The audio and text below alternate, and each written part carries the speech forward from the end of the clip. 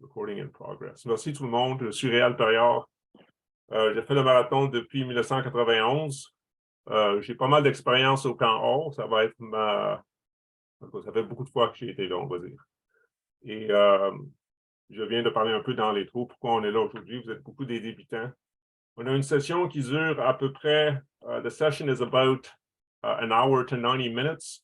It depends, how interactive we get. And by all means, we want it to be interactive. Demandez beaucoup de questions. C'est fantastique si le monde commence à demander des questions. Mais on ne veut pas être ici 2-3 heures de temps. Et donc, je vais comme un peu contrôler la situation si je vois que des fois, on parle pour juste parler, puis on va dans la direction que c'est moins nécessaire. Donc, je vais essayer de contrôler.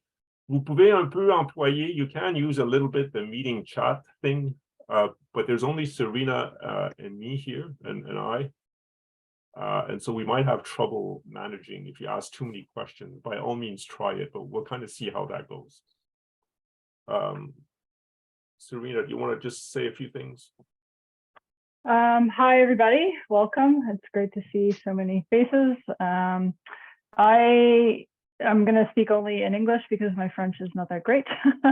Been doing the marathon since 2008, started as a tourer and quickly fell in love with the event. And so I've done gold several times. I don't always finish every year, but I did earn my permanent bib, which was my big goal. So I'm happily skiing with that this year and looking forward to seeing you all out there. Et c'est une des choses spéciales, c'est Serena vient de parler de son permanent bib. Maybe most of you know what that is. La plupart du monde savent ce que c'est. Une fois qu'on a réussi la catégorie or 5 fois, c'est pas obligé d'être affilié. Des fois, ça prend 10-15 ans avant d'accomplir ça. On vous donne le numéro personnel qui vous appartient. C'est une des choses spéciales. Il y a 2 façons d'avoir un numéro à la personne. Pour soi seulement, il y a dormir hors 5 fois. Le minimum de temps, si quelqu'un est un bon skieur, ça va lui prendre 8 ans. Excusez-moi, 7 ans. La plupart du temps, ça prend une dizaine d'années ou une douzaine d'années, parce que souvent, on finit pas chaque année. Il ne faut pas s'attendre que c'est un événement un peu difficile. Et des fois, d'une année à l'autre, ça arrive si des intempéries, la forme de la personne, on ne finit pas. La deuxième façon, il y a beaucoup de monde qui skie seulement certaines sections. C'est à peu près comme moitié-moitié. We're kind of an all-inclusive event. We're not meant only for the super keen type A people that we all are in this meeting that want to ski 160 kilometers. We have a lot of people from different skill level, different ages, different backgrounds in cross-country skiing, and someone who accumulates 50 sections over a lifetime. It might take them 10 years to accumulate 50 sections. They get a permanent bib, which is called pink. It's called the Pink Bib or the Weber Award. And I don't want to spend too much time because we're here about the goal, but I just want you, if you see a pink bib on the course, it's someone pretty special because they've committed 10 years to the ski marathon, accumulating these things, so you can kind of give them a congrats. And so having said that, Cynthia is going to kind of do the English portions and I'll do the French portion. Not Cynthia, sorry, Serena. Sorry, Serena. I've lost you on the screen. So she's going to present some slides. We'll use that as a tool. And we're just going to kind of jump right in. On saute sur le sujet. Everybody good? Tout le monde, ça va bien? Thumbs up. You got it? Vous m'entendez?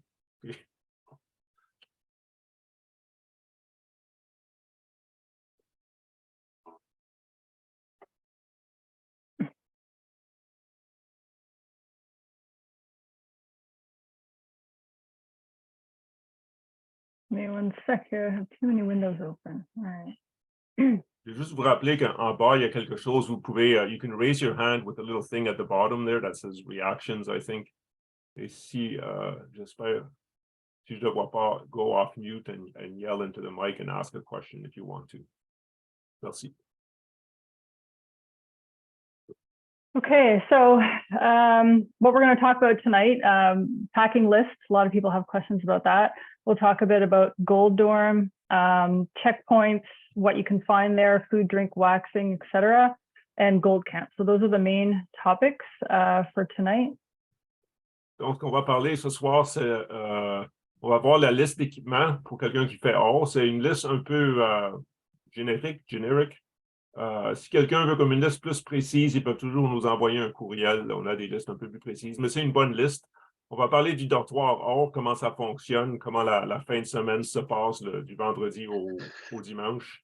On va parler un peu du trajet avec les points de contrôle, la nourriture, le partage des skin skis, des choses comme ça. Et on a la liste d'équipements twice, that's why I'm confused. Et on va parler du camp or, qu'est-ce qui se passe comment ça fonctionne au camp or. C'est souvent un des gros sujets que le monde est intéressé de voir le camp or. Okay, so I don't know how you want to do this, Rael. I'll just go through the list in English. Yeah.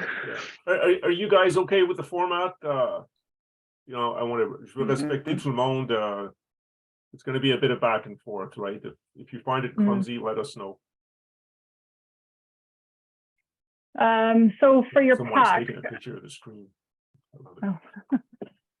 For your pack, you're going to want something that's at least 35 liters. I'd say that's about the smallest that we've seen out there. Some people travel quite light, or they're smaller framed folks and they prefer to have a smaller bag. Mine is 44. Rael, I think he's 60. Mine is 60. Serena is 5'7". Oh, you're 5'7"? Yeah. Okay, wow. And sorry, and I'm 6'1". So, you know, if you're 5'2", a 35 to 40 liter pack might work. But if you're 5'7", 5'8", it's probably 40 liters or more. So sleeping bag, compression sack. I keep mine in a compression sack. I carry, and I always ski with, regardless of the temperature, a -29 bag. I get quite cold, so I like to be warm. And even I find on a warm weekend, like warmer weekend where it's maybe only -10, even warmer than that, that I'm cold because I've skied 80 kilometers. So for me, it's -29 bag. I think we talked about this last time, that a good guide is probably no warmer than -18 would be. Yeah, that would be a good rule of thumb. Yeah. Mm-hmm. A down jacket, that's essential for hanging around camp by the fire. Insulated pants or hard shell pants. I carry insulated pants. A lot of people will just have like Gore-Tex or rain pants, just to keep your legs warm. It's a bit of a windbreaker. Also, we spend a lot of time sitting on bales of straw, so it'll keep the straw off your bum for when you're skiing on the second day.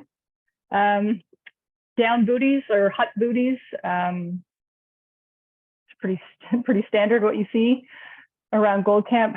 Thick mitts with and hand warmers inside them. So when you're at camp, you're constantly mitts on and off, and if it's cold outside, having those hand warmers. So just unfortunately the little disposable ones. If you have reusable ones, that's even better. But I would have a pair of those on hand. You want a warm, dry hat. You want dry base layers for the second day. And my rule of thumb when I arrive at camp is to take all of my wet stuff off and get dry stuff on as soon as possible.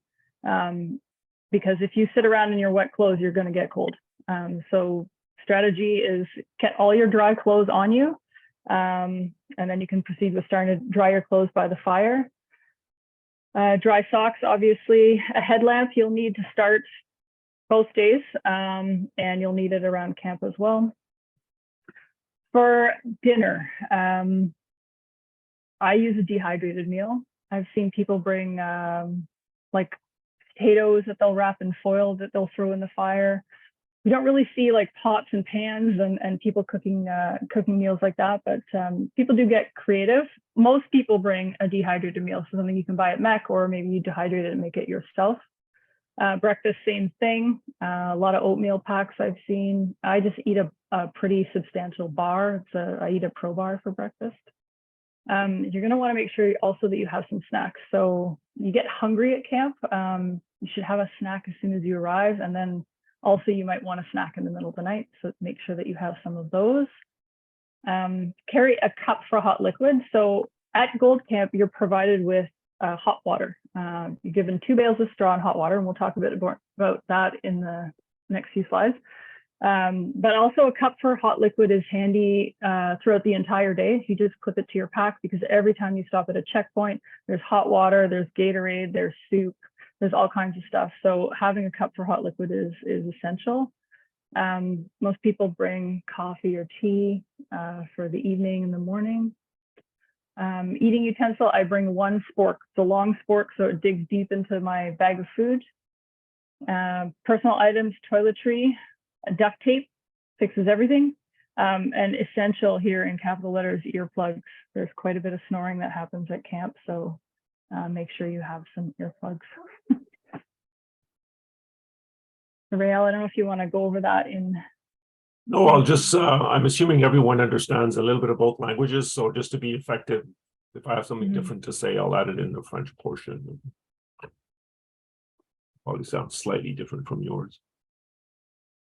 Does anybody have any questions about packing? And like Rael said, he and I both have pretty detailed lists, including weights. We weigh everything that we're happy to share with you. So if any of you would like a more detailed packing list, please reach out to me and I will email it to you. I will say, so in terms of your pack weight, the minimum required is 5 kilos. It's kind of impossible to do this with only 5 kilos. There are minimalist people that do it with like 5. Yeah, I've heard of 14 pound packs, and if you're 5'2" and you're that might be possible, and you weigh 120 pounds, 110 pounds, but I'm 6'1" and 180-ish, let's say. I started doing this with a pack that was over 22 pounds, between 22 and 25. I was a little bit younger. I was strong. I didn't really care. It was certainly very feasible. There are people that have in the high 20s, but that's rare. And again, it depends on the individual. If you're like an extremely good skier and you're a super fit, uber fit person, then by all means. But most people don't have. There's very few people that have a pack in their high 20s. The trade-off, this is important. The less you have, you can ski a little faster and be less time on the trail, but you're more susceptible to the challenges of the Canadian Ski Marathon. And the Canadian Ski Marathon, to win the gold, is it can be pretty hard.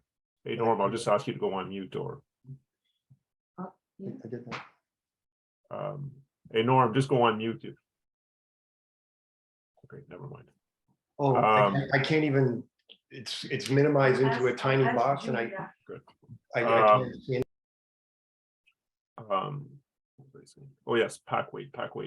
And so if you have more stuff, if you have more pairs of mitts of different temperatures and more cold weather stuff, then you're able to withstand a very different Sunday from what the Saturday is like.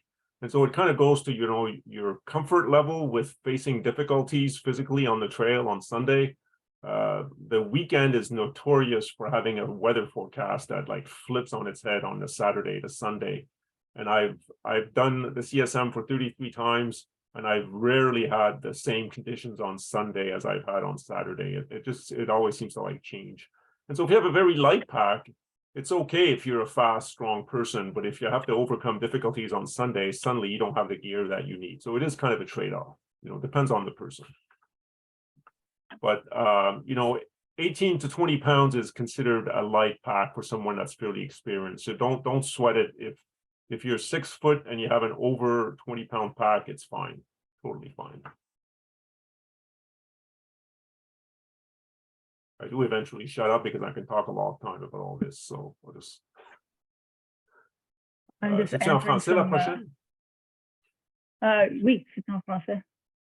Okay. Voilà. Je viens de réaliser que je n'ai pas regardé du tout les chats, en tout cas.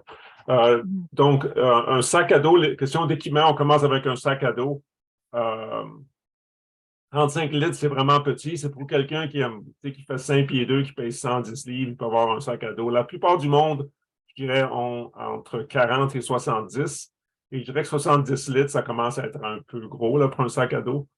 Ça dépend aussi de l'équipement qu'on a. Si on a quelqu'un qui a un sac de couchage synthétique qui sont vraiment plus gros, donc il faut comme plus de volume.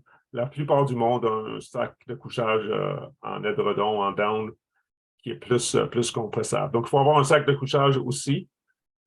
Et s'il est on dit édredon, down, on peut vraiment le compresser, le faire plus petit, puis ça aide à avoir un sac plus petit. Avoir un sac plus petit, c'est comme aussi important d'avoir un sac léger, parce qu'on a comme moins de poids qui est loin de son centre de gravité. Donc, le plus petit le sac il est, le mieux c'est. C'est plus facile à skier. Une des difficultés de faire le or, c'est quand on a fait l'argent, on a fait avec un sac de 5 kg, mais souvent on a comme un day pack de 25 litres. Et le sac à dos, vu qu'il n'est pas tellement gros, il ne nous fait pas quand on tourne en ski, c'est comme plus facile à gérer. Puis quand le pack-sac est gros, c'est comme un peu plus difficile techniquement à gérer le sac à dos. Un manteau en duvet pour la soirée quand on arrive au camp pour avoir chaud, parce qu'on passe la soirée assis sur une how do you say hay bale in French? Sur du foin. On a comme 2 bottes de foin quand on arrive. Et on va parler en détail du Coureur dans quelques minutes. Mais on passe la soirée assis sur une botte de foin, donc il faut comme être bien habillé. Un manteau en duvet, des pantalons soit isolés ou des pantalons à l'épreuve du vent, minimum à l'épreuve du vent. Moi, dans le temps, j'avais seulement des pantalons à l'épreuve du vent. Maintenant, j'ai acheté des pantalons aussi en down par Rab. Ils sont vraiment, c'est léger puis ils sont chauds. Des potillons isolés, on voit ça à Mec ou à Bushtalk, à n'importe quel magasin de sport qui vendent des potillons souvent, c'est pour marcher dans les cabines quand on fait des choses dans la nature où il y a des huts. C'est très léger. Tout le monde emploie ça au camp or. Les prochaines choses, c'est des habits sacs. Principalement, quand on arrive au camp or, la première chose qu'il faut faire, on est comme un peu trempe, on a transpiré pendant la journée. Tout à coup, on arrive soit à 4, 5, 6 heures, dépendant de la personne. On peut facilement attraper froid. Et des fois, le feu n'est pas prêt tout de suite. Donc, il faut vraiment, la première chose que je fais, si j'ai besoin de manger un petit quelque chose, je mange vite une petite grignote. Mais la première chose, c'est se changer dans des habits sacs. Donc, il faut avoir une tuque.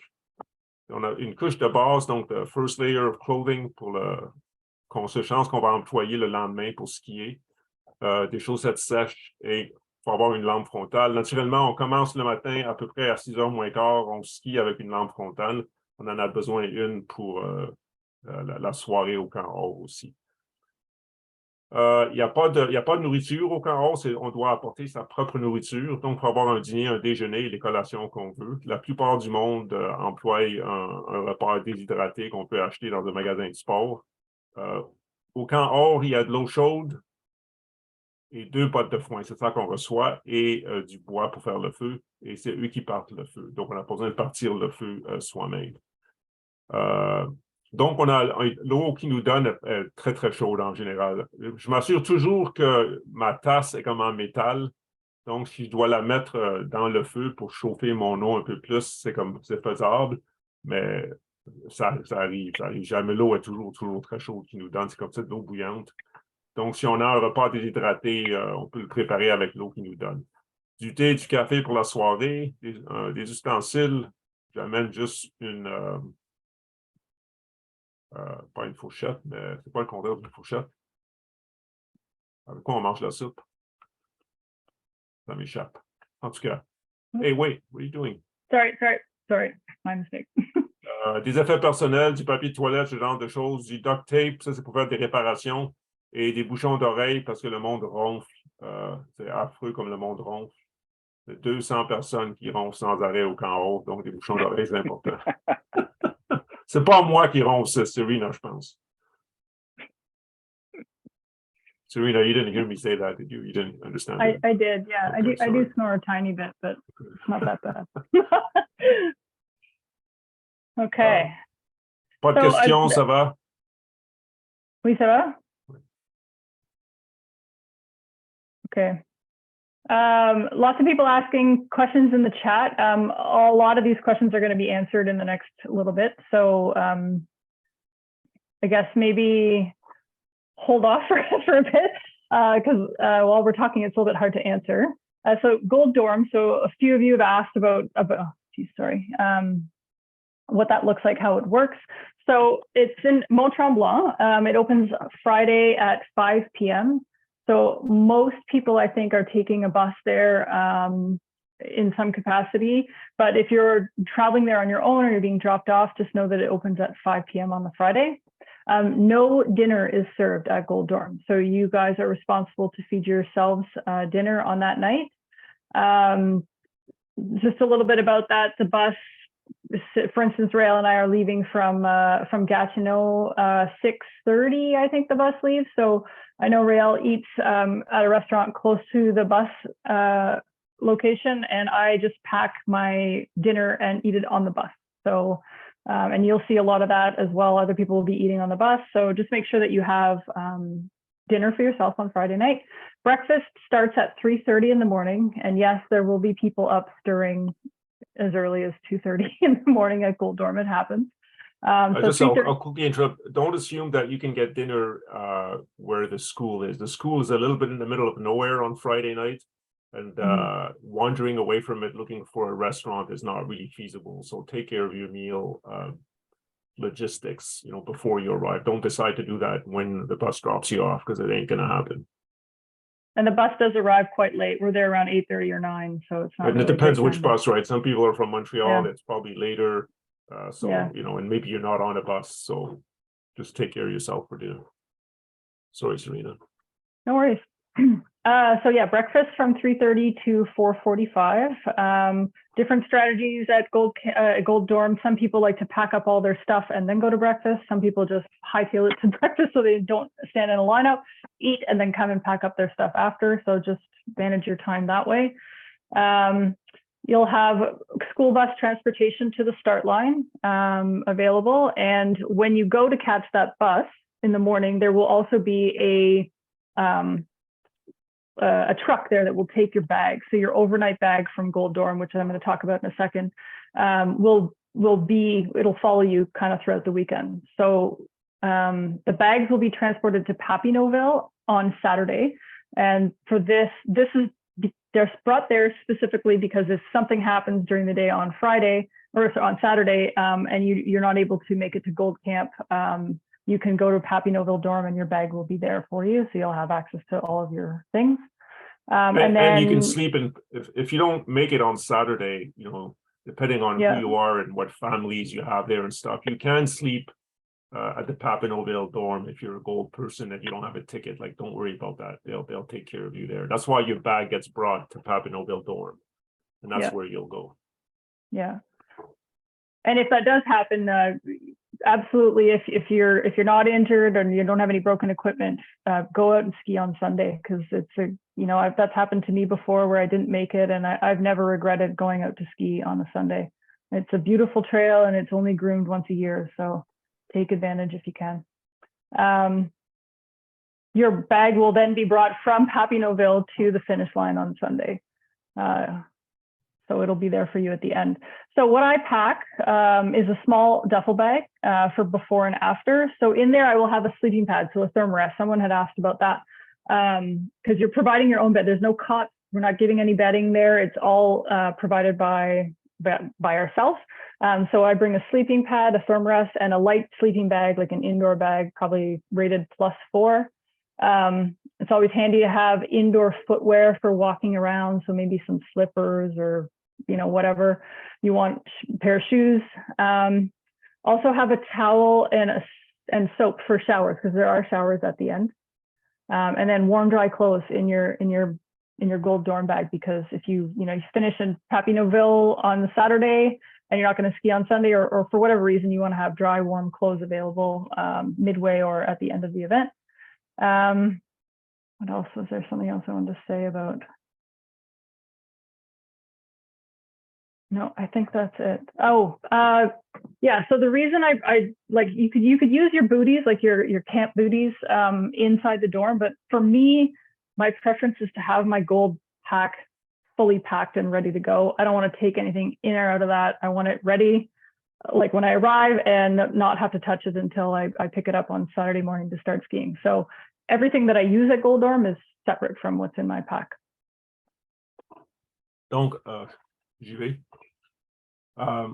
Donc, la plupart du monde qui font or reste au dortoir. Or, c'est pas nécessaire. Il y a du monde, si, dépendant où ils habitent, ou s'ils ont quelqu'un qui veut se lever de bonne heure et qui les amène jusqu'à la ligne de départ à Rundle, ils peuvent le faire sans aller au dortoir haut, mais la plupart du monde va au dortoir. Donc, vous arrivez là-bas soit vous-même ou beaucoup de monde arrive en autobus, dépendant s'ils viennent de Montréal ou d'Ottawa. Il y a un autobus que le monde a acheté un billet quand ils sont inscrits. Et l'autobus arrive le vendredi. Le dortoir ouvre seulement à 5 heures. Donc, vous ne pouvez pas y aller à 3 heures d'après-midi si vous y allez vous-même. En autobus, vous allez arriver vraiment après 5 heures, vous allez arriver peut-être à 8 heures le soir. Mais si vous allez là-bas vous-même, n'y allez pas avant 5 heures. Il n'y a pas de nourriture au dortoir le vendredi soir, donc il faut s'en occuper soi-même avant de partir d'où on vient. Donc, moi, j'habite à Ottawa. En général, je vais à un restaurant juste avant de prendre l'autobus, puis je bouffe assez de bonne heure parce que je sais que je vais être... you move the slide there. Oh, sorry. It's harder on. My brain's not that big. I don't have all this memorized. Oui, il n'y a pas de bouffe du tout. C'est très difficile de trouver de la bouffe où il y a le dortoir, c'est au milieu de nulle part. Donc, il y en a qui amènent leur bouffe sur l'autobus et ils mangent dans l'autobus un Tupperware, puis ils mangent n'importe quoi, mais il faut s'occuper du souper. Le matin, on se lève environ de 3 à 4h30. Les autobus partent à peu près à 5 heures, je pense, plus ou moins. Il y a différentes stratégies. Il y en a qui se lèvent très de bonne heure pour être les premiers en ligne pour manger. Il y en a qui préfèrent tout préparer, leur stock est pacté, puis ils vont manger à la dernière minute. Mais il y a un déjeuner d'à peu près 3h30 à 5h moins quart.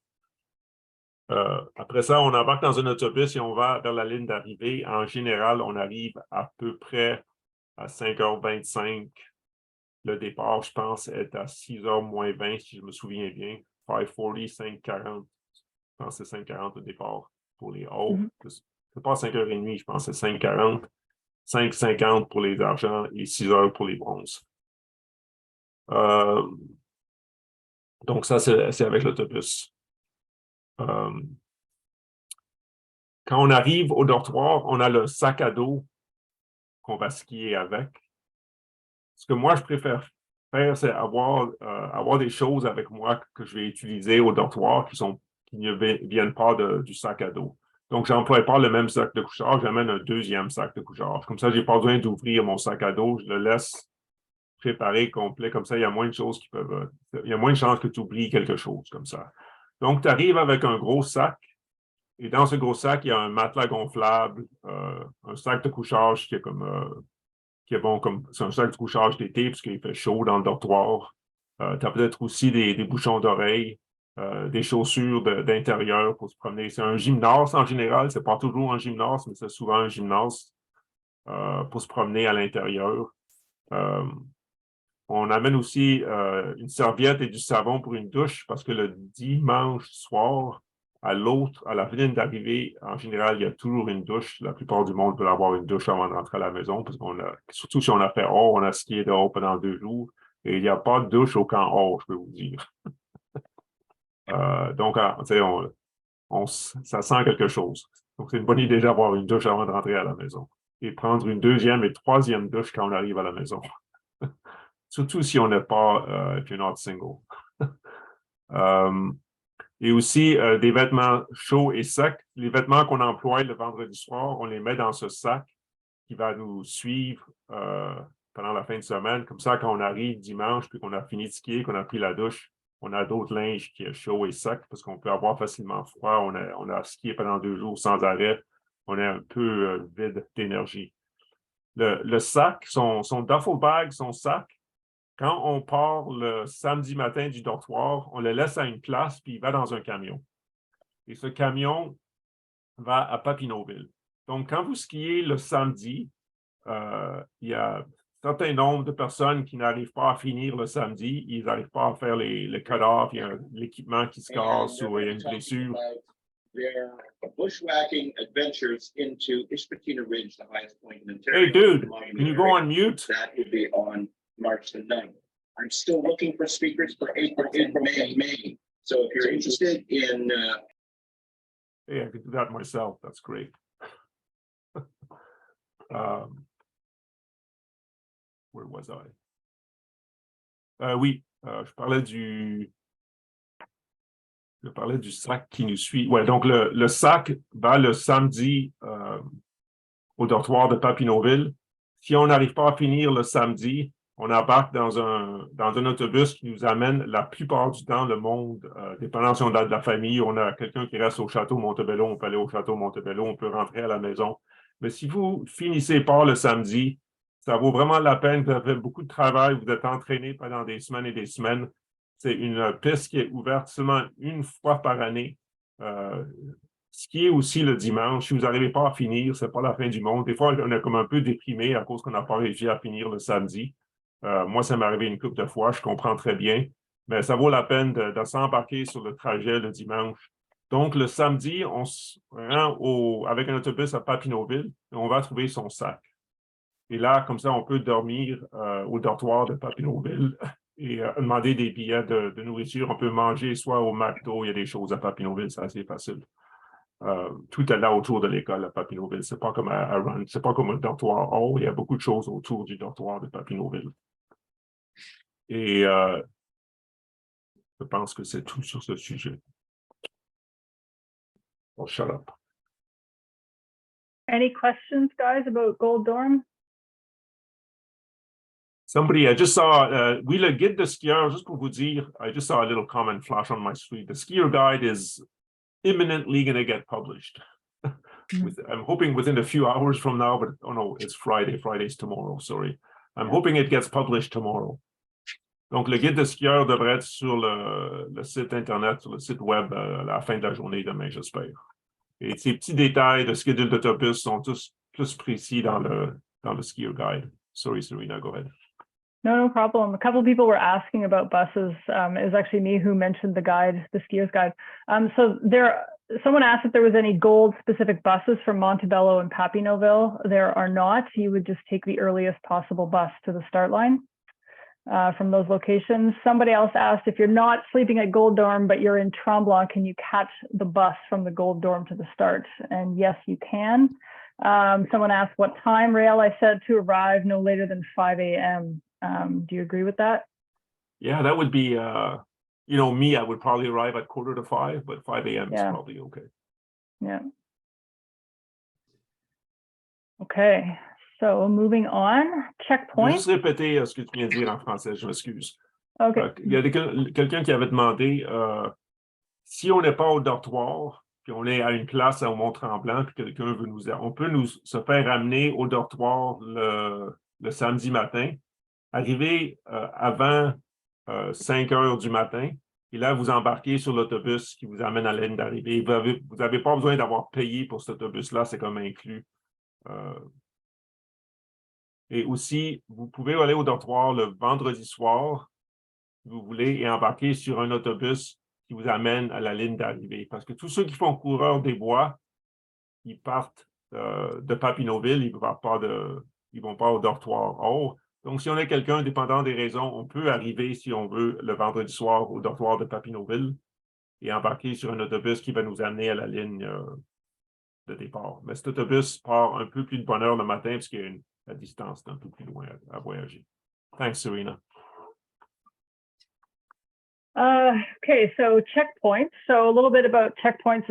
Some of you, I think, have actually skied the marathon in the past, so you'll be familiar with this. But for those of you who have not, please, we're really encouraging everyone to try to bring a reusable cup and like a food bag or container of some kind.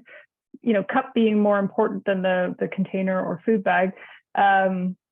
There's always hot liquids available, so hot honey water, hot Gatorade, soup, and it's great if you can bring your reusable cup. It means that we're being less wasteful out there, so try to do that if you can. You'll see most skiers will have something clipped to their pack. It's quite easy to do with a little carabiner. So yeah, like I said, lots of liquids, food. There's anything from like trail mix to bananas to bars. I think, there's been, I don't know, Fruit 2, those bars, I can't remember who's coming in, the Exact Nutrition coming this year, I'm not sure, but there will be lots of food out there. We've seen some checkpoints, not all, probably maybe one a day will have chili, which is like a vegetarian chili, so everybody can eat it. And we've seen hot dogs in a few years, which is a big favorite. A lot of people like that quite a bit. There's also waxing services available at the checkpoints. And I think they're now doing a bit of skincare. So they might have some skin cleaner or a little bit of Glide Wax that they might put on there if people need. Equipment repair is also available at checkpoints. First aid is always available at checkpoints.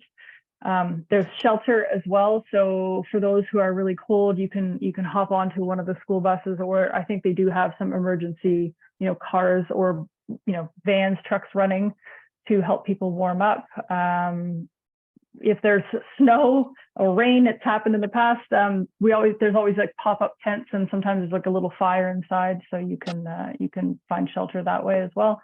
And then outhouses are available at every checkpoint. Quick rule or routine for myself, and I threw this in here because you can lose a lot of time at checkpoints if you're not careful. It's a lot of fun. You talk to people, talk to the volunteers. It's a great atmosphere. So I kind of operate on a 10-minute rule.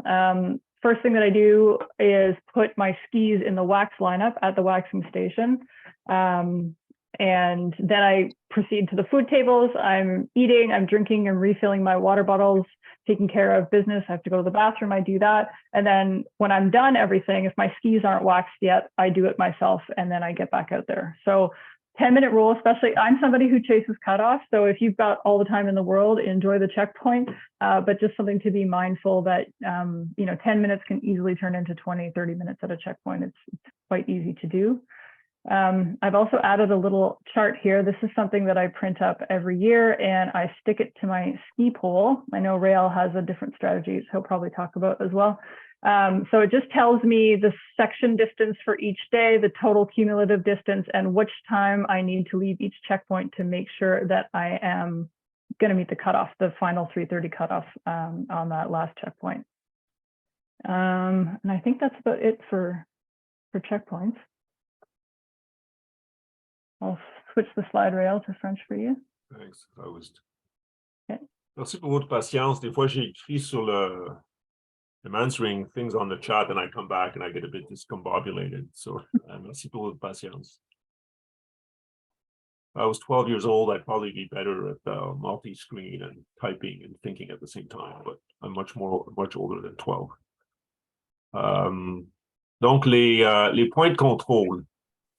C'est une bonne idée d'amener on essaie de ne pas avoir de gobelets en carton. Dans le temps, on avait des gobelets en carton. On a vendu même des kits verts. Ça faisait partie de ce qu'on pouvait acheter quand on s'inscrivait.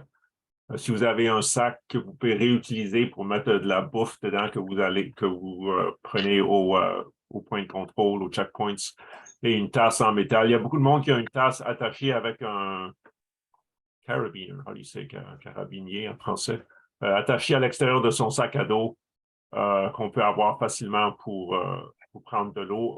Au checkpoint, il y a de l'eau chaude, il y a de l'eau froide même, la plupart du monde préfère l'eau chaude. Il y a de l'eau chaude avec du miel qui est très populaire, du Gatorade chaud, il y a de la soupe. Quelqu'un demandait si c'est de la soupe vegetarian. Is it vegetarian, Serena? Yeah, it is. Yeah, c'est de la soupe végétarienne. Et il y a de la bouffe, des bananes, des bagels, granola bars, toutes sortes de petites choses qu'on peut manger avec beaucoup de calories. Tous les points de contrôle, je pense que cette année, le premier n'aura peut-être pas de fartage. Il nous manque des volontaires pour le fartage, mais les derniers auront du fartage au point de contrôle. Donc, c'est des compagnies d'un peu partout de Montréal ou d'Ottawa qui font du travail de volontaires, et ils ont une place où on peut amener ses skis. Mais des fois, ils ont beaucoup de skis. Donc, c'est comme important, si on a quelqu'un qui fait du fartage, il faut vraiment être prêt pour faire son propre fartage, juste au cas où. Et de mettre le ski vite quand on arrive pour qu'il soit fait quand on a fini au point de contrôle. Et parce que des fois, sinon, ça va prendre un peu trop de temps pour arriver à la paire de skis qu'on a, quoi. Ils font un peu de réparation d'équipement. Il y a du premier soin. Le premier soin, ça, c'est excellent à tous les points de contrôle.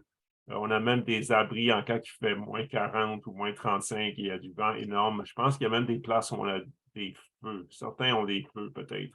Il y a toujours, s'il fait moins 35 puis on sait qu'on a un problème, on amène des autobus qui sont là, qui attendent le monde au cas où, si le monde doit se sauver de la température à cause qu'il fait trop froid.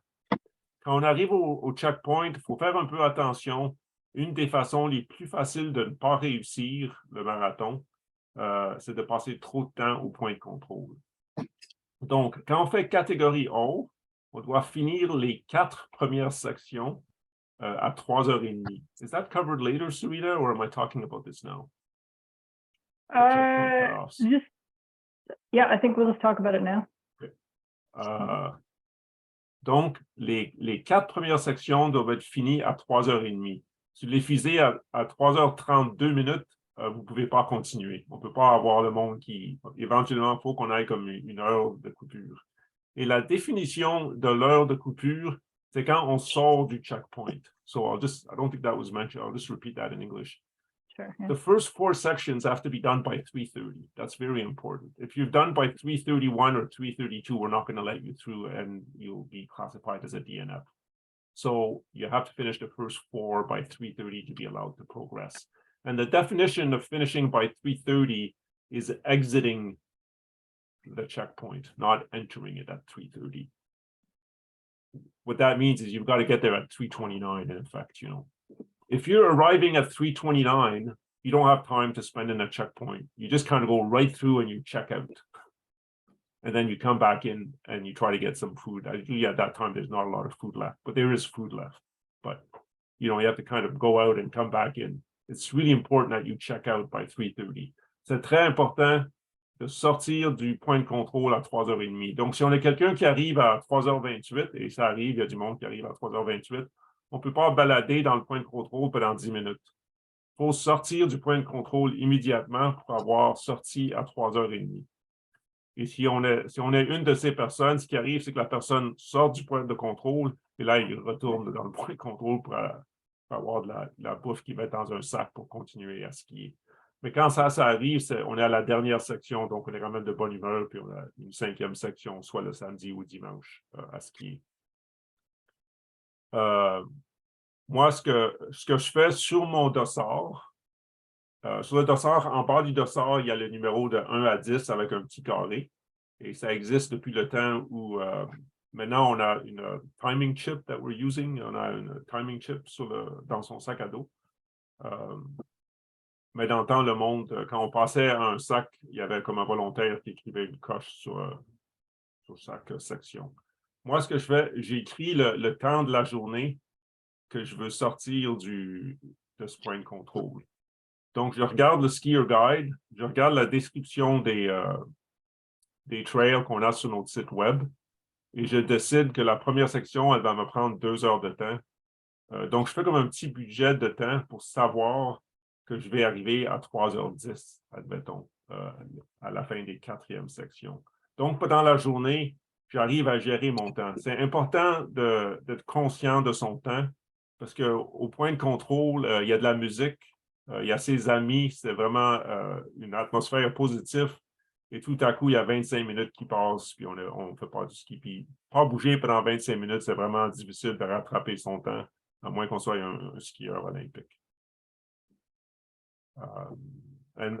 Ça, c'est un exemple de Serena. Elle attache ça sur son poteau. Moi, je le mets sur mon dossard. Elle a comme les temps qu'elle veut partir de chaque point de contrôle. Donc, c'est important de gérer son temps au point de contrôle.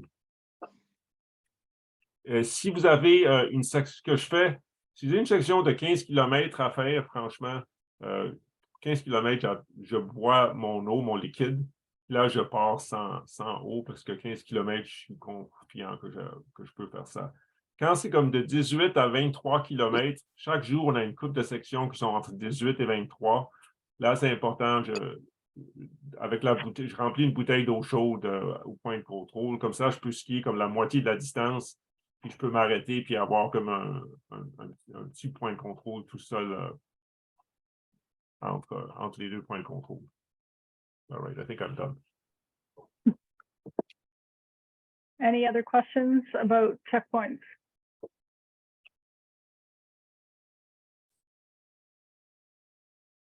Okay. All right, Gold Camp. So for those of you who've never been there, you're going to arrive at Gold Camp. I still remember the first time I got there, I was so excited to finally be at Gold Camp. So it's pretty overwhelming. You don't really know what to do when you get there. First thing I'll say is, like, don't be shy. Everyone is super friendly. What you need to do if you don't have people that are there waiting for you is you need to find a fire. So just walk around and look for a fire that isn't busy. And like a busy fire would be 8. There's already 8 people at a fire. That's a busy fire. But if you see a fire that's got like 2, 3, 4, 5 people, just introduce yourself. Say, hey, I'm looking for a fire. It's my first gold, whatever. Everyone is super welcoming, and they'll help you out. So once you find your fire, you're going to collect your 2 bales of straw, and they'll mark your bib off when you get that. And they usually they'll bring it to your fire for you. They have these little sleds that they drag them around on. And then, like, I think we already talked about getting into your dry clothes as soon as possible. That is strategy number 1. It's the best way to keep warm. There are no, I think this is asked in the chat too, there's no change rooms or like areas specifically to change. So you can either do it in the great outdoors discreetly. You can get into your sleeping bag. Some people do that to change. There's outhouses if you feel like changing in there. It's not the most pleasant experience, but that's an option. But I mean, there's like a couple hundred of us there, and we always figure it out. So you guys will be fine. Sometimes like somebody might, if you have a friend, hold up a sleeping bag for you, so you have some privacy, whatever you need to do, but get into your warm clothes as soon as possible.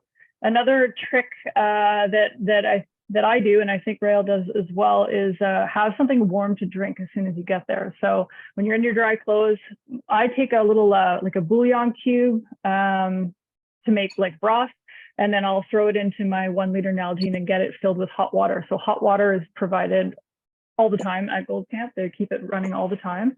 And so just drink that. It's got a lot of electrolytes in it. It's salty, it's warming, it's comforting. There's a big bonfire. This is new as of, I think 2019 was the first year.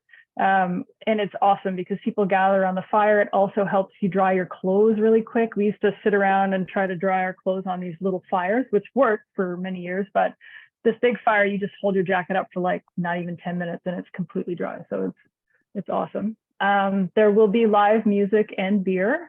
So take advantage of that. We got confirmation that that's happening.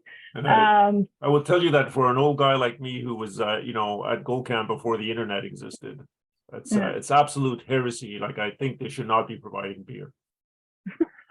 Nobody's laughing. I'm laughing. It's somewhat of a joke. The beer's very big, by the way, so I don't recommend you drink it. Yeah, share a beer with somebody. Yeah, so live music and beer, super fun. People have danced, my friends have danced, so it's a lot of fun. Dehydrated meals, I think we talked about that before. That works the best at camp. You just get hot water, and they're pretty good at measuring out the amounts that you need. With their little paper cups, they know how much they hold. Outhouses, lots of outhouses available. The fires are kept burning all night, so they're not kept like raging, burning all night, but they're kept alive all night. So they're pretty easy to get going in the morning when you wake up. Just throw some extra wood on there, and it'll just light right back up. Most people are early to bed. Obviously, we are early to rise. So I said here in this slide, most people are in bed by 8. I think Rael is in bed before this. I'm not sure. I'm the oldest person in the meeting right now, so I'm allowed. I think the latest that we see people up is kind of 9 o'clock, but I've seen people in bed at like 6:30. So it's a personal thing. Yeah, enjoy it, but don't stay up too late. People start stirring around 3:30, 4 in the morning, some even a little bit earlier than that. I think I'm usually up around 4:15. I like to be able to, I have a friend who will sit in her sleeping bag until like 10 minutes before She's in there until 5:30. She eats, she does everything in there, then she just throws everything in her bag and goes. I can't do that. I need to like get up, walk around, have a coffee, you know, do the things. And okay, so some pro tips from people who've been at Gold Camp before. Why can't I minimize this window? So it gets pretty smoky. I've seen people bring like ski goggles or swimming goggles even to try to protect your eyes from the smoke. A friend of mine actually brought a pair one year and I used them and it was amazing. So it was nice to not have smoke in my eyes. So that's one trick. Keeping a snack inside your sleeping bag. You might get hungry in the middle of the night, and instead of getting up and out of your bag and rooting through your pack, if you have something already in your sleeping bag to snack on, that's great. Nalgene of hot water in your sleeping bag for added warmth. This is something that I do. And you can also drink it unless it's piping hot when you're thirsty. But I go to the, last thing I do before I go to bed, I go to the outhouse, I get them to fill my Nalgene full of hot water, and I bring that right into bed with me. Newspaper and paper towels in your ski boots will absorb the moisture. So ski boots, when you get there, take the insoles out of them and kind of like line them. You'll see people will line their boots around the fire to try to dry them. So like I put the opening towards the fire, but be very careful. I have melted boots and insoles before, so just be mindful of how close they get to the fire. And then ski boots and any damp clothes, but when you go to bed, come into your sleeping bag with you. So this is the best way to have dryish, they're never going to be completely dry, but dryish, warm boots in the morning. So I just put them in the foot of my sleeping bag and I sleep with them there overnight, and it makes a big difference. I'll let Rael do the French and then we can take any questions. Okay, I was making a mistake of typing. I should have been listening to you. Donc, quand on arrive au camp haut, il y a une petite photo, là, c'est comme, il y a beaucoup de monde. Je m'attends, ça dépend toujours de la fin de semaine, c'est jamais la même chose, mais entre 150 et 210 personnes à peu près, là. Un feu tient, c'est rare qu'il y ait un feu avec seulement 4 personnes. En général, c'est 6 ou 8 personnes sur un feu. Donc, quand on arrive, c'est comme un peu, quasiment un peu intimidant parce qu'on est un débutant puis peut-être qu'on ne connaît personne. Si on est quelqu'un, c'est bien parce que là, on passe 5-10 minutes à chercher la personne puis on la trouve. Mais si vous arrivez puis vous ne connaissez personne, ce n'est pas grave. Vous n'êtes pas tout seul. Chaque année, il y a des nouveaux qui arrivent. Et le monde sont, je dirais, très sympas. Ils sont fatigués, mais ils sont sympas. Donc, trouver un feu, je dirais, où s'il y a un feu à 8 personnes, c'est peut-être pas un bon feu à choisir, mais s'il y a un feu avec 6, 4, 3 personnes, simplement aller vers ce feu, puis vous dire, je viens d'arriver, c'est ma première fois, je peux être ici? Et puis, le monde va vous accueillir très gentiment. Donc, vous mettez votre sac à dos au feu que vous avez choisi. Et là, vous trouvez le volontaire. Ce n'est pas si gros, ce n'est pas difficile à trouver. Même, vous pouvez demander aux ceux qui sont autour du feu comment je fais pour avoir ma botte de foin. Là, le volontaire va amener sur un traîneau 2 bottes de foin pour vous au feu que vous avez choisi. Les bottes de foin, c'est des balles de paille. OK, des bottes de foin. Ils sont en carré, il y en a 2. Une, vous la laissez comme ça, puis on l'emploie. Vous voyez qu'il y a du monde qui est assis sur des carrés de poing. On emploie ça comme siège pour s'asseoir, puis à côté, on met ces choses comme un petit siège puis une table. L'autre, on la démange complètement. Une fois qu'on est bien installé puis qu'on a commencé la routine, on prend une botte de foin et on la démange complètement et on emploie ça pour étendre le sac de couchage dessus la botte de foin qui est comme éparpillée. Puis en effet, c'est l'isolant. Donc, la plupart du monde n'emploie pas comme un petit matelas gonflable ou un matelas synthétique, rien du tout. La plupart du monde dort sur la paille. C'est une bonne idée, surtout dépendant de la température, vous êtes fatigué, il fait un peu frais. Une des premières choses que vous pouvez faire, c'est trouver de l'eau chaude. Il y a des volontaires qui donnent de l'eau chaude, c'est facile à trouver. Et prenez quelque chose à boire, peut-être... moi, j'emploie une cup of soup, une soupe instantanée. Serena, elle emploie des cubes de bouillon qu'elle met dans sa bouteille d'1 litre de Nalgene en plastique, puis elle met de l'eau chaude. Ça nous aide, pendant qu'on se prépare, ça nous aide à être un peu chaud, puis ça nous donne des calories puis des électrolytes. Donc, comme on a dit plus tôt, une des premières choses, c'est de se changer puis mettre du linge sec, se préparer à enlever le linge qui est mouillé, parce qu'on ne veut pas commencer à avoir froid. Et quand on ne bouge plus, puis qu'on est vide d'énergie, c'est un peu facile d'avoir froid. Donc, c'est très important. La première chose, on change les chaussettes, on change les sous-vêtements. Il n'y a nulle part pour se changer. Le monde est très poli, ils sont très bons à ne pas regarder. Je veux dire, franchement, le monde ne regarde pas. Mais si c'est. Vous pouvez demander à quelqu'un de prendre le sac de couchage puis de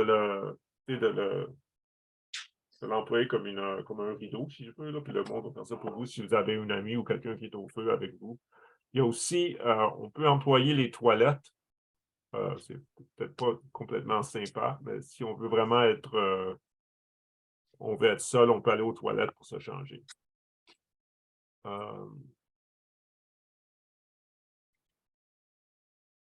Là, quand on arrive là, on commence, là, on est assis, on est sec. Là, on commence à sécher son linge et à préparer son souper. C'est peut-être, vous arrivez peut-être à 4 heures, entre 4 heures et 5 heures, ça dépend du monde. Franchement, vous passez la soirée à sécher votre linge. Depuis 2018 ou 2019, on a un feu, comment on dit, bonfire? Feu en service? Non. C'est bonfire en French. On a un gros feu, un gros feu dans le milieu, un feu immense. Et c'est fait pour être sympa. Il y a de la musique, il y a des violonistes, il y a de la bière. C'est un peu party. Faites attention, il y a une bière pour chaque personne, mais la bière est pas mal grosse. Je vous invite à ne pas la finir. Parce que vous skiez le lendemain puis vous êtes déshydraté. Il y a un gros feu avec la musique et on peut amener son linge qui est important, surtout comme le manteau qu'on skie avec et les pantalons qu'on skie, qu'on va les employer le lendemain. On peut les amener à ce feu-là, puis on fait simplement les tenir devant le feu. Puis en 10 minutes, c'est tellement chaud que ça sèche assez vite. Donc, ça, c'est vraiment pratique. Mais à part ce moment, comme vous voyez sur la photo, le monde est assis devant un feu qui est environ cette grandeur-là. Et on passe la soirée à sécher ses bottes, à sécher ses gants, à sécher sa tuque qu'on va employer le lendemain, parce que la plupart du temps, on n'a pas assez de tuque et de gants pour le lendemain. Donc, c'est important de sécher surtout les bottes. Je vous invite à enlever la semelle. Ça aide à sécher la botte. Mais il faut faire attention, les choses synthétiques brûlent vite. Donc, il ne faut comme pas brûler sa botte puis déformer la botte. Ça, c'est comme un problème. Hein? Et il y a des volontaires qui fournissent de l'eau chaude, c'est de l'eau bouillante. Et ils sont très bons pour mesurer. Si vous avez besoin d'une tasse et demie, ils vous donnent une tasse et demie. Ils sont très précis, les Boy Scouts, ils sont vraiment bons pour ça. Donc, la plupart du monde amène des repas déshydratés. Vous pouvez aller chercher de l'eau chaude pour préparer votre repas, faire du chocolat chaud, du café, n'importe quoi. Pendant la nuit, les volontaires s'assurent que le feu ne s'éteint pas complètement. Et en tant que débutant, c'est sûrement pas vous qui allez allumer le feu le matin, mais ça peut être vous. Si vous êtes autour avec 6 autres personnes, il y a sûrement quelqu'un qui va se lever de bonne heure le matin. Le feu ne sera pas mort parce que les volontaires seront assurés que le feu comme brûlait un petit peu pendant toute la nuit. Puis il y a quelqu'un qui se lève à 4 heures du matin ou à 4 heures moins quart, puis qui repart le feu. Le feu. Naturellement, il fait nuit encore à 4 heures du matin. On a sa lampe frontale, puis on commence à se préparer, on sort du sac de couchage, on prépare son déjeuner, puis on commence à se préparer pour un départ qui va être, je ne me rappelle pas exactement, ça va être sur le guide de skieur, mais c'est à peu près à 6 heures ou 6 heures moins quart le départ. You know, Serena, the takeoff on Sunday morning? 5:40. 5:40 as well on a Sunday? Yeah. Okay, 5:40 as well. La plupart du monde se couche vraiment avant 8 heures. Il y a quelques personnes qui se couchent après 8 heures, mais c'est rare. Moi, je me couche franchement comme à 7h15. Je suis dans mon sac de couchage. Parce qu'il n'y a rien d'autre à faire, puis on est fatigué. Je suis aussi un peu plus âgé. En tout cas, j'embarque dans mon sac de couchage, puis je vais me coucher assez de bonne heure. C'est assez calme pendant la nuit. Le monde ne fait pas de bruit, c'est bien. Et la plupart du monde se lève, je dirais, à 4 heures. Il y en a qui se lèvent à 3h30. Il y a quelqu'un qui repart le feu. Donc, c'est un peu comme ça que les choses se passent au camp or. Question on appelle ça des pro tips. On peut allumer, il y a du monde qui amène, j'avais fait, pendant plusieurs années, je faisais ça, j'amenais des lunettes de natation. Ça a l'air un peu idiot, mais ça, c'est des lunettes serrées. Puis ça empêche la fumée du feu d'aller dans les yeux. Ça fait une grosse différence. Ça a l'air un peu idiot, mais ça marche vraiment bien. Puis il y a toujours quelqu'un, plus ou moins, qui fait ça. Dans les 200 personnes, je dirais qu'il y en a peut-être 50 qui ont des lunettes de natation. Peut-être moins que 50, mais en tout cas. J'amène toujours un peu de bouffe dans mon sac de couchage parce que quand c'est comme 2 heures du matin ou minuit, là, tout à coup, on commence à avoir froid puis on ne comprend pas pourquoi on a froid. En général, la solution la plus facile, c'est à cause qu'on est assez vide, puis avoir un peu de bouffe, une power bar, something like carbs, des carbohydrates, comme à 1 heure, 2 heures du matin. Donc, amener un peu de bouffe dans le sac de couchage avec vous. Il y a du monde qui met les bouteilles de 1 litre, là, ils les remplissent d'eau chaude, puis ils les mettent dans le sac de couchage avant d'aller se coucher. Personnellement, je n'ai jamais fait ça, mais je suis quelqu'un je suis assez chaud, donc en général, je ne suis pas vraiment inquiet. J'ai un sac de couchage qui est coté à moins 30. Je dirais que c'est la température le plus commun. Quand j'étais jeune, par coïncidence, j'avais un sac d'hiver de moins 40. Moins 40, ce n'est pas vraiment nécessaire. On l'a dit plus tôt, moins 18, ce serait comme le maximum que j'oserais faire. Je ne voudrais pas avoir un sac qui est comme seulement à moins 15 ou moins 10, là, parce que il y a 7 nuits où il fait quand même moins 25. Dépendant de la nuit, j'ai peut-être ma doudoune de dredon que je la mets ou est dans mon sac avec moi de toute façon. Il y en a qui emploient du papier journal pour les bottes. Je ne l'ai jamais fait, mais c'est assez populaire. Il y a du monde qui amène un peu du papier de journaux. Et puis, on les met dans les bottes quand on commence à les sécher. Puis ça, comme ça suce l'humidité, puis ça se remplit d'humidité. Le papier vient rempli d'humidité, puis ça enlève l'humidité des bottes. Donc après ça, c'est un peu plus vite de sécher les bottes au feu. Puis il y a aussi du monde qui met le vêtement qui n'est pas complètement sec. On peut dormir avec, on le met dans le sac de couchage, puis la chaleur du corps pendant la nuit, ça les aide un peu, puis ils sont comme plus chauds, puis plus préparés à sécher plus vite le matin.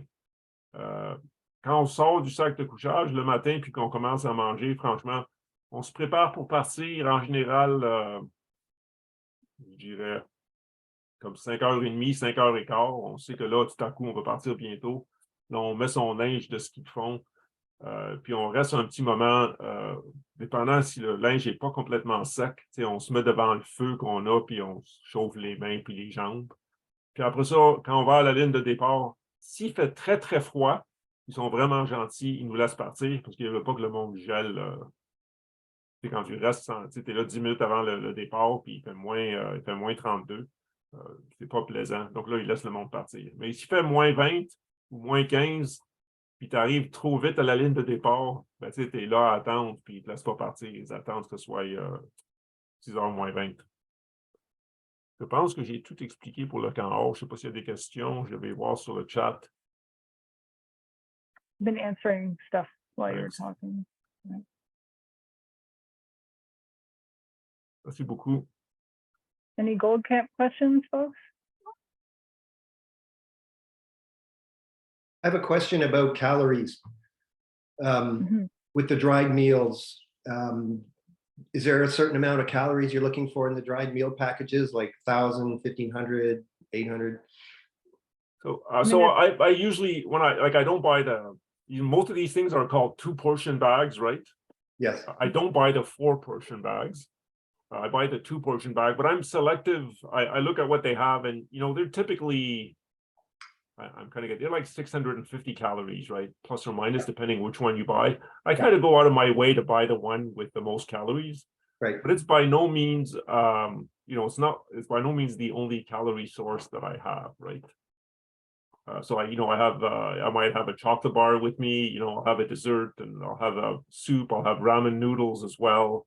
So I'll have a few other things, I know exactly by weight, and a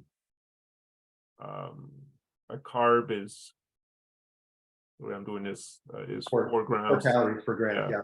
Yeah, and it's 9 for fat. So I kind of know the weight of my food, and from year to year, I've tracked it, and I know when, you know, I use 5 or 6 calories per gram kind of thing, as opposed to I average it out a little bit. So if someone asks me for my list, I'll share it. Okay. Thank you. I have a question. Hi. Yes, go ahead, SB. Now, hi, Shannon is my name. Now, do you pack like an extra shirt, like long sleeve shirt and an extra jacket for the Sunday if your stuff gets wet, or you just keep what you have on? I always have an extra shirt, like an extra base layer, but not an extra jacket. Okay. So I'll have so with my tights, I will have. So I run warm. My tights have a wind panel in front. They're relatively thick. I'll be quite comfortable -15, -18 with only my tights. You know, if it's -22, then maybe I want thin long johns underneath them. So in my backpack, I will have long johns. And then my top layer is a base layer that's approximately, if you think of a merino wool that's rated, they call it 150 weight. Okay. Plus the ski jacket. And then that 150 weight merino wool, I would have an extra one in a Ziploc bag inside my pack for the next day. And I would be wearing it during the evening, quite frankly. And I'll say one more thing. Merino wool is hugely popular, and it's, you know, it's very, very good. And if someone from, and, you know, I actually sell stuff in a sports store, and you know, the reps always say all sorts of things. I will say that going synthetic is probably better than merino wool to stay dry. Yeah. So if you want to use like Helly-Hansen, or it used to be the old Leafa stuff, it's probably superior, in my humble opinion, to merino wool. We didn't record this part, did we?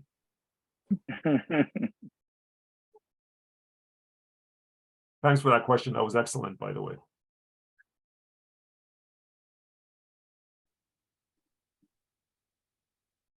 I think, oh, that was an hour 10. Let's, can you stop sharing? Yeah, I'll stop sharing. Thanks.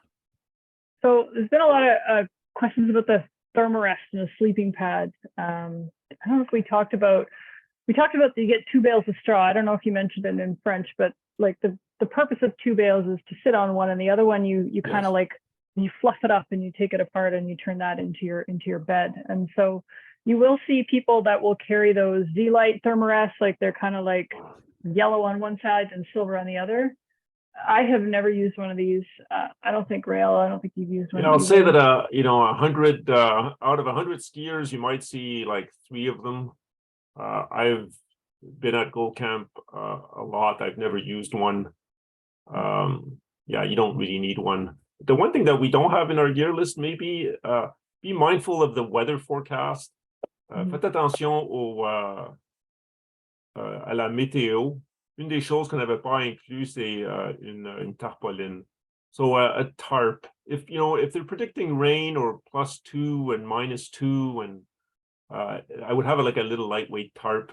You don't want it. Most of the, again, bivy sacks with sleeping bag. If there's 100 skiers, there's maybe 4 bivy sacks. Most people just have their sleeping bag. Nowadays, sleeping bags are windproof.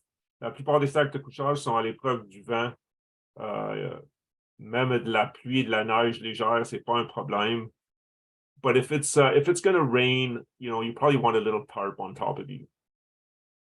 I think once I had a tiny tarp, and I actually built a little, with my ski pole, I built like a little A-frame miniature thing. And then the other time I got there late, I was quite tired. I just threw it on top of my bag and I didn't care. It was fine. There was one time when it rained on me, like at Gold Camp. It was not pleasant, but it's not a common occurrence.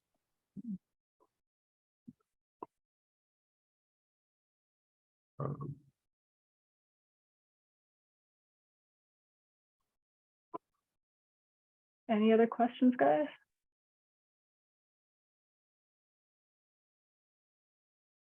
I have a question about the training part the last week or so. So do you do like small, what do you do the week before? So it depends on, a couple of things. I'm a training geek, by the way, so I'll keep it short. So it depends on how you've prepared to date, and how good of a skier you are. Which brings me to what I forgot to say something at the start of the presentation. If some of you guys were at the webinar that I did about 2 months ago, s'il y a quelqu'un qui était au webinaire il y a 2 mois à peu près que j'ai fait pour les premiers coureurs des bois, I have to say I spent the entire day on the couch because I was very, very sick. It's very important that I say that. This is another one of my little jokes, by the way. But I said in that webinar that someone needed to train 300 hours of skiing in the winter. And someone asked me, do you mean 300 kilometers? And I said, no, 300 hours. And I was wrong. I was very sick, and I was barely aware of what I was saying. So you don't need to train 300 hours of skiing through the winter, right? You only need to train about 300 plus or minus kilometers. So it's kind of important. Because I did say that at the previous webinar, and I hope no one has tried to ski 300 hours this year and hate me forever. So back to your question. Most of the time, my last really big skis have happened by now, and I would no longer be skiing with a pack. And again, I would probably, there's a weekend coming, it's pretty cold. Where are you from? I'm from Ottawa area, Limoges.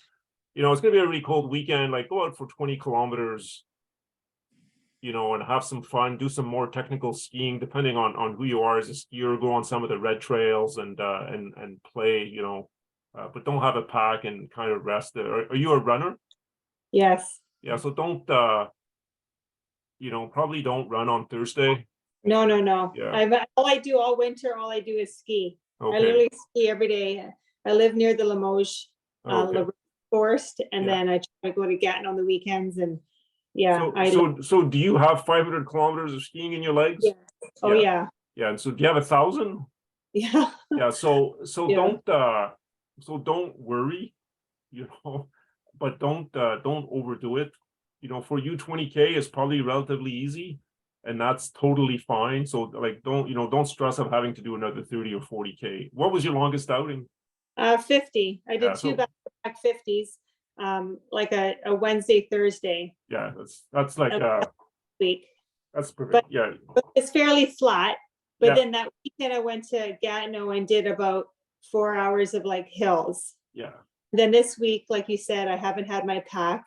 And then this week I won't have my pack. And the longest I've done this week, I like did some with my daughter at like 12K, like flat, easy, just to relax and heal. But I literally don't run all winter. All I do is ski.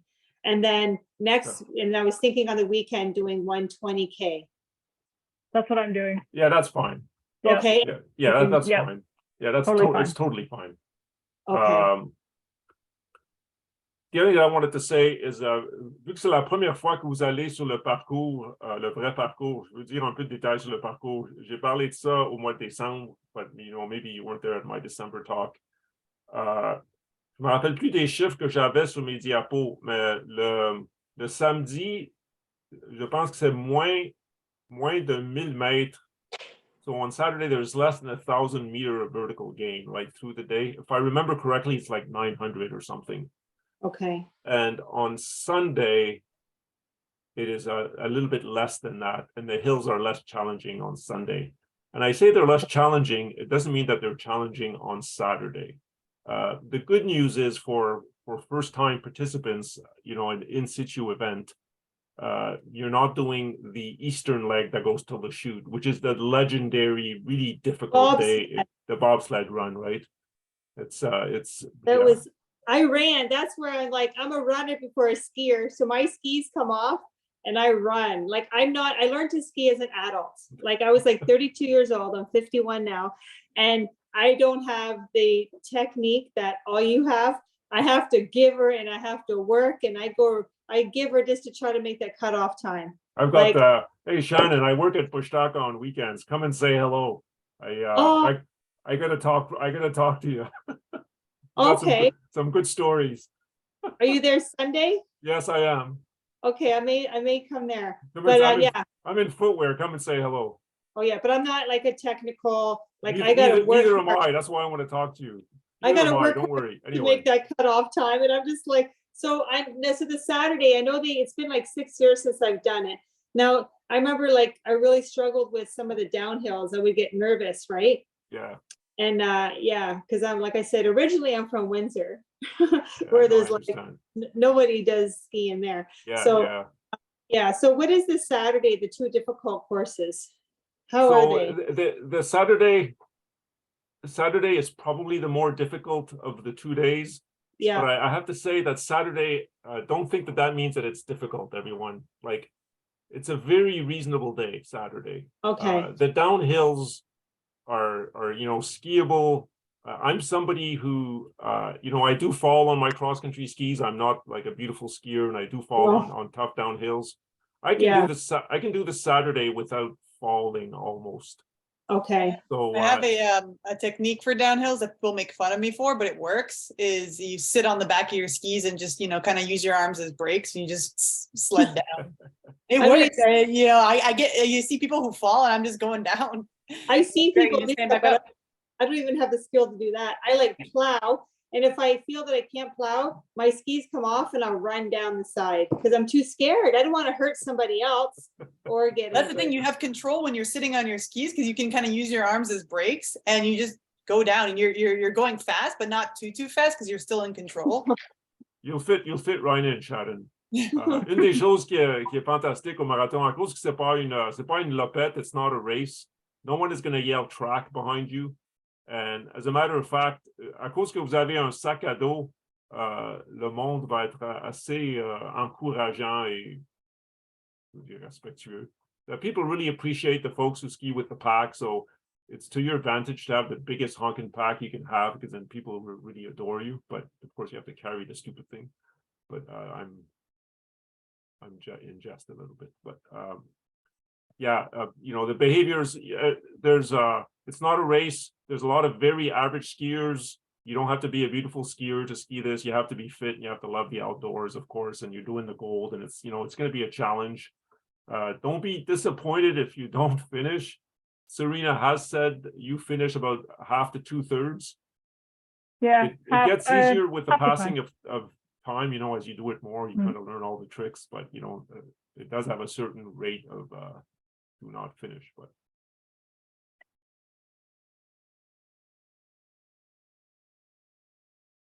Another strategy, I don't know that we talked about it, but dragging your poles for descent is something you'll see a lot at the marathon as well. I use that strategy when I feel like, yeah, and I take my skis off and run down too. So yeah. Yeah. That's good. Thank you so much. I'm so happy you guys had this tonight. You're very welcome. And I will add, Serena is number 420, 420 pour son numéro. La liste sont au sort. Félicitations, Serena. She got her permanent bid last year. I'm number 112. Je suis le numéro 112, comme vous voyez sur mon nom sur l'écran. I probably can't recognize everybody. I'm starting to meet a lot of people, and I get confused easily. So please say hi on the trail, and don't be shy. I'll be really happy that you've enjoyed hearing us talk about this. And my daughter was a volunteer a few years awesome. ago for the CSM. She's bilingual. Awesome. So I was trying to get her to volunteer this year. Yes, Yeah. we need her. And if you didn't like the talk, then don't say hi to me, please. I'm just joking. All right. Anything else to add, Serena? Yeah, one last question. Someone asked about etiquette for running runners versus skiers downhill. So you'll often see that you might get queued up in a lineup to descend a hill. This can be frustrating. So if you know you're going to run down the hill, or if the fact of being in a lineup of people going down a hill is intimidating to you, just take your skis off, walk to the front of the line, but do not then put your skis on and ski down the hill. Just stay to the far right or far left and walk down the hill. Skiers don't walk through the middle of the trail. Go to the side. You might sink up to your mid thighs, but if you run or go down through the middle of the hill, you're going to wreck it for the skier. So just stay to the left or the right side and give them the right of way. Yeah, and if people with packs, it happens. People walk down the hills.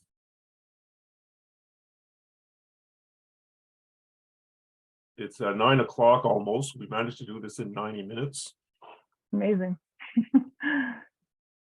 I think there are no more questions. See you at Goldorm or on the trail. If anyone has any questions that they think of, feel free to email me. I will answer you by email. Yeah, That's awesome. it. Thanks so much. See you all on the trail, everybody. Thank Yeah, you, see you there. Mr. Morrell. I will stop the recording.